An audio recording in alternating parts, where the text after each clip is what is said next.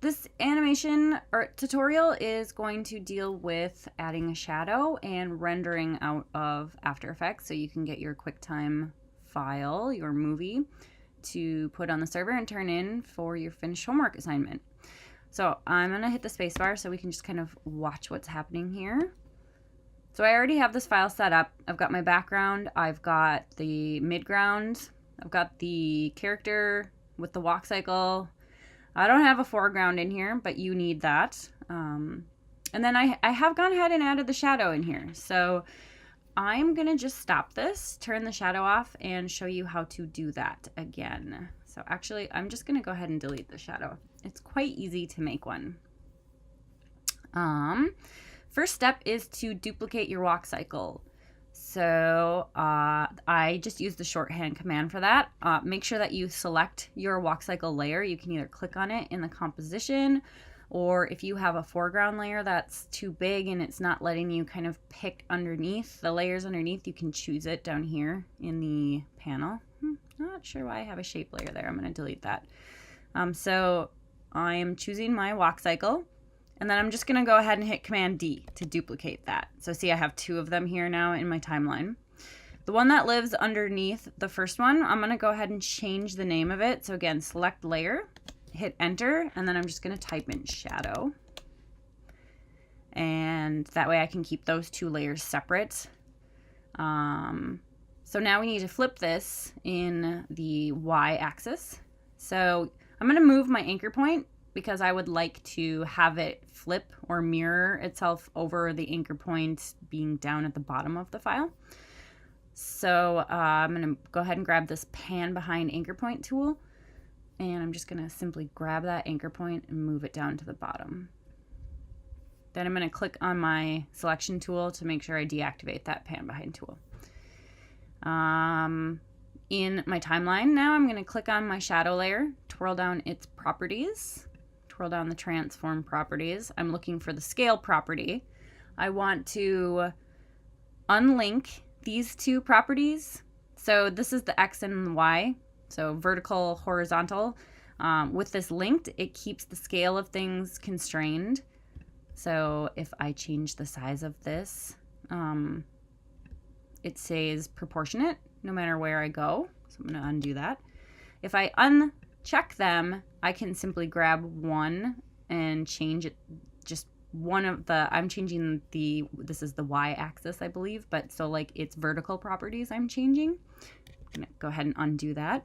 So I want this unlinked because I just want to change the value of the Y, and yours may be different depending on how your file is set up. You may have to change the X, but mine I'm pretty sure is the Y.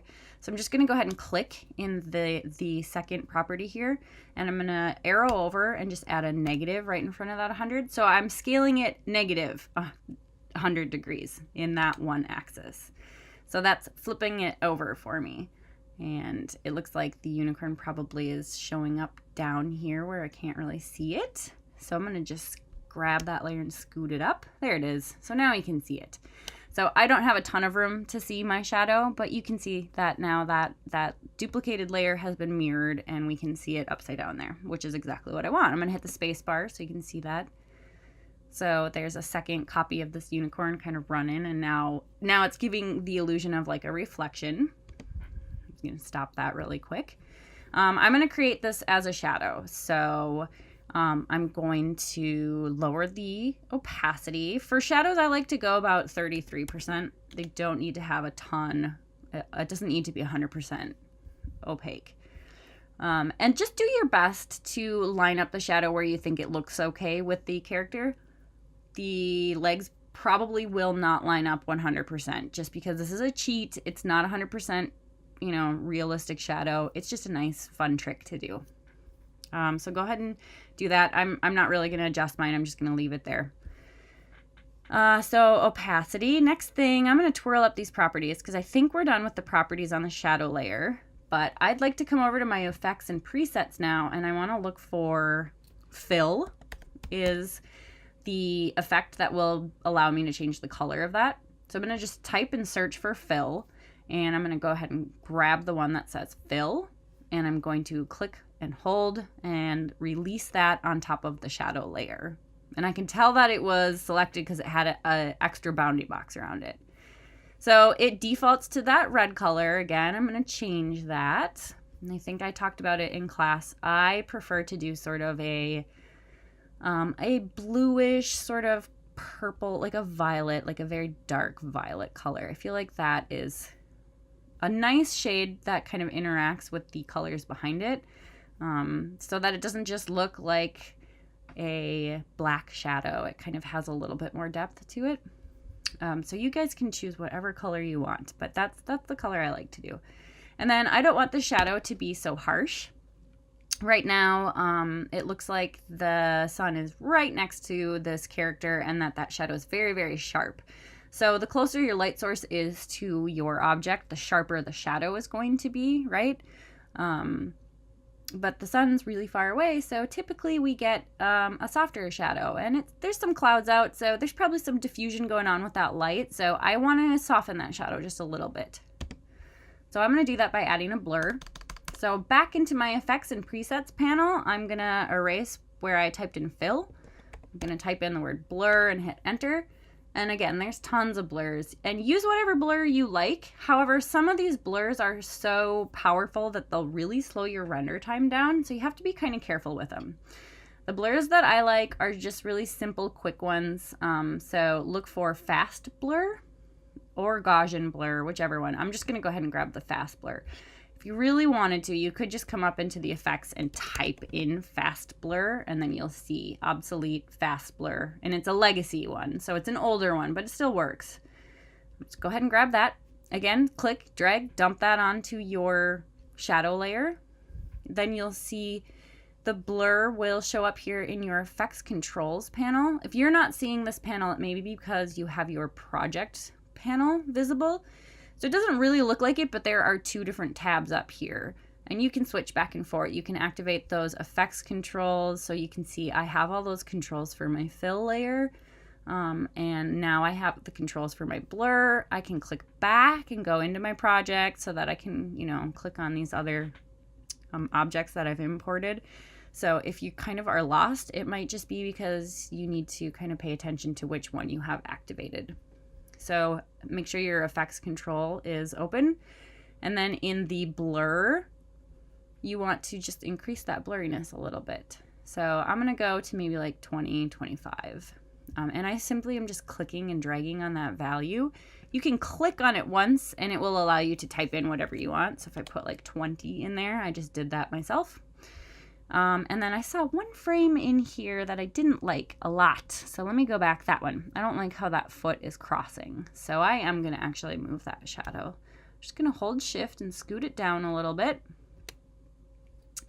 And also the shadow itself is, if I zoom out here, and I'm holding spacebar to activate this hand tool. So it's going to let me kind of move my canvas around. And when I let go of spacebar, it goes back to the arrow. This shadow layer is a exact mirror copy of my walk cycle, and so it's 100% I guess as tall as the other layer, and I don't necessarily like that for the shadow. It kind of gives it an odd effect. I want that shadow to sort of feel like it's coming towards me in Z space. And a really simple cheat, again, not perfect, but simple cheat to do that is to just kind of squish the scale of that shadow layer. So see, as I squish it, it's shortening the layer, but it feels like it's kind of coming towards us. So as I squish it, I'm going to move it back up a little bit so that that foot sort of lines up. But then, again, I'm zooming in, using the space bar to activate the hand tool to just kind of pan around in my canvas. Let go of the spacebar when I get to a good kind of spot, and I'll go back to my just by hitting spacebar and letting go, switch back and forth between the selection tool and that hand tool, and then I can hit spacebar to watch, and I think I like that. The shadow, I can kind of see a little bit more of that character's form, so that feels good to me. I'm really satisfied with that, and that I'm gonna call it good. So those are all the steps for adding that shadow. You do not have to add a shadow or a reflection to your character, but it's just kind of a fun way to get to know After Effects and to sort of ground your character literally and bring some life to your animations and some dimension too. So, okay, once you have it at this point, once you have your background in, you have your midground layer that your character is walking along, you have your character in there, you have your foreground elements that are moving past, which again, I don't have that in this file, but you need it in yours. Then you are good to go. So I'm going to render this thing out. So this is going to be the part of the tutorial that is the render. So super easy, just follow along with me, pause the video, and make sure you have your settings the way I have them, and you should be good to go. So once we want to render it, we want to double check our in and out points here, these blue sort of range sliders in our timeline. My entire 5 seconds of animation is just fine, so I'm going to leave those in and out points encompassing the entire timeline, but maybe yours isn't as long as mine. Maybe yours is only 2 seconds and you don't want to render empty non-animated stuff out here, so you'll want to just kind of bring that in to encompass just what your animation is. So set your in and out points.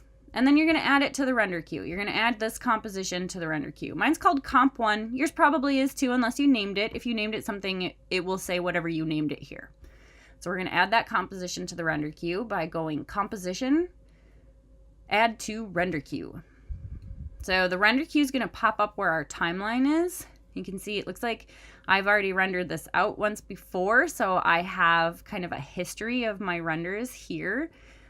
If you don't like that, or if you don't know if one has been rendered or not, because you can add this to the queue multiple times and it will render multiple QuickTime files of it. So if you're confused by that, you can simply just delete the older ones. The older ones will be on top. The newer ones will be here.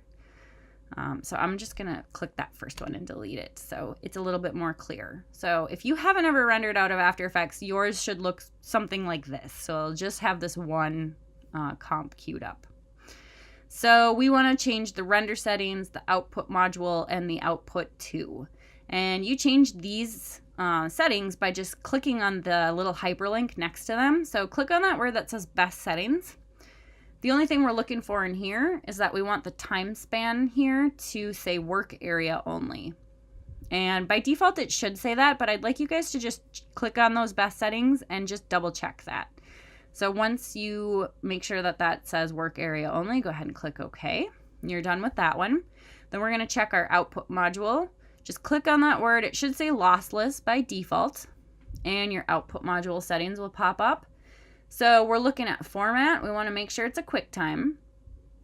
And then we want to go ahead and click Format Options and change our video codec from animation to Apple ProRes 422. If you're doing this on a PC, you're not going to have these Apple encoding codecs, I guess.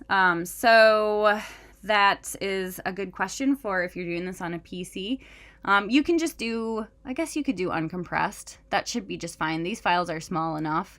I'm not familiar with the PC ones. Hopefully you're all on your Macs and you will all have the Apple ProRes options. So choose Apple ProRes 422. Go ahead and click OK. It's going to bring you back to that first menu. Go ahead and click OK on that. The last one we want to think about is our output to. So this is just, what are you naming this and where are you saving it? So again, I'd like you to name it last name underscore first name underscore. The name of this project is Walk Cycle Final. And I'm just going to go ahead and save mine to my desktop so I have easy access to show you when it's done rendering. Again, I don't want you guys to get in the habit of rendering things to your desktop. It's not good to save things there. So make sure, you know, in your Documents tab, you have a series of folders maybe for each one of your classes, and then inside of those, you have places that you are saving things. So I'll just go ahead and click Desktop and Save. So I already have one there, and it's named that exact same thing. So I did this demo earlier.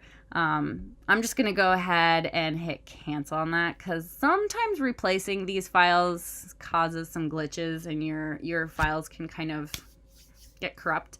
So I'm just going to put an 01 at the end of that, but you don't have to do that. You shouldn't have a file already rendered. So just differentiating the name, and then I'm going to go ahead and hit save. So now everything is all set. I can just simply go ahead and hit render. After Effects is going to think. That blue line is going to go across. That's just kind of it working through the file. It's going to make that noise. I must have my sound off, so you didn't hear the noise. It may scare you. It's kind of an abrupt sound, so it's a little jarring. Okay, so then I'm going to go ahead and minimize my After Effects. Close out my preferences. And then here I've got my my walk cycles rendered out. So here's that other one that I did earlier. And then here is the one I just rendered out. It says 01 in the title. So I'm just opening that. I'm going to hit Command F to make that full screen. Move that little play bar out of the way and just hit play. So this is what you need to turn in. So you'll have your final walk cycle with scrolling background and hopefully shadow or some kind of element that's grounding your character. Go ahead and turn this into the server, and then you will be all finished with your homework. So let me know if you have any other questions. If I didn't cover anything in this tutorial, you can feel free to email me and ask me questions, but hopefully that will cover everything that you need to know about adding a shadow and rendering out your video. Okay, thanks everyone.